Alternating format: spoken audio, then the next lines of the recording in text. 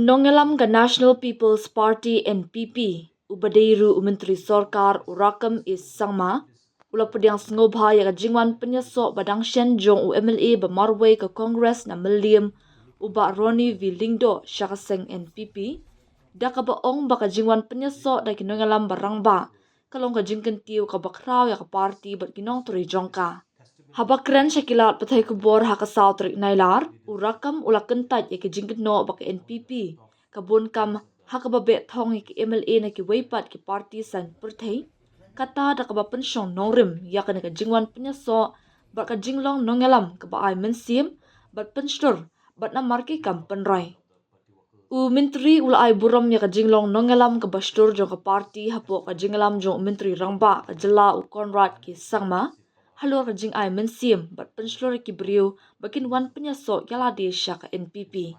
Ka NPP kam shym labe thong ka NPP ka ai mynsiem bat penslor ong Rakkam hababan ram ladadon kinu ki basngo tenat ne yo mynsiem om la ban khang yaki nak bawan penyasok bat ka NPP. Namar kata ka jingwan penyasok unongelam barim ka liang persya bat u chief whip ka liang persya sya ka parti kada ka khana ka bapediang sngobha na ka benta jongi. Kani da shisha ka MNC bat penslor ki dekat ke bakam hapo.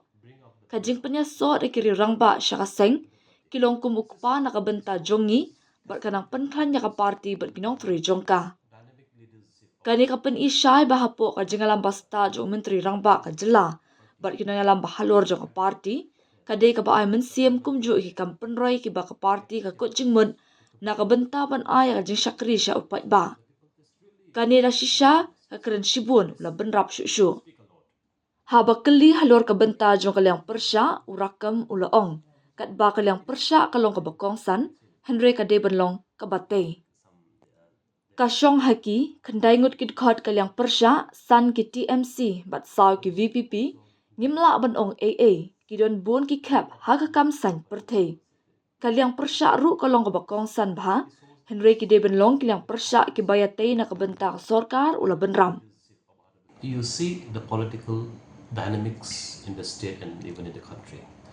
So somebody says it's a poaching. No, NPP doesn't poach, but NPP inspired. So if somebody excited, if somebody inspired, no force can stop that player. So therefore joining former LO and chief whip of the opposition joining the party is a very welcoming story for us, and this really inspired even like a junior member like this. So like a senior people joining the party is like a father figure for us. This really bring up the boost of the party workers at the party. This is testament that how this under dynamic leadership of Honorable Chief Minister and all the top leaders of the party is inspiring.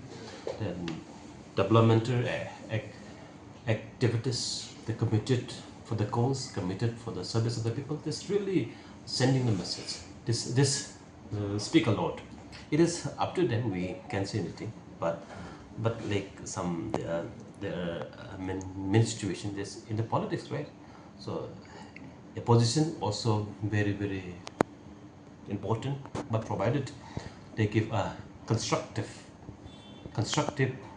and suggestive opposition.